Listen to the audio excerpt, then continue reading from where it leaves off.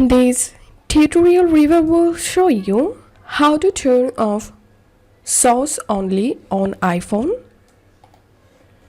The SOS icon or SOS only text means that there is a problem with your iPhone's cellular network and therefore you cannot make or receive sent messages or regular phone calls or use cellular data. However, you can still use your iPhone to make emergency calls and hence the name SOS. Now let's see how you can turn off it. Unlock your iPhone and launch the Settings app. Tap on this search box at the top and type here emergency.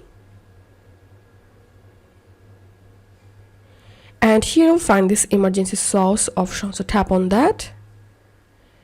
And to turn off SOS, you have to disable this option call with hold, and also make sure to disable this option call with 5 presses. And that's how we can do it. If you find this video helpful, make sure to subscribe tutorial reviewer. See you in the next video.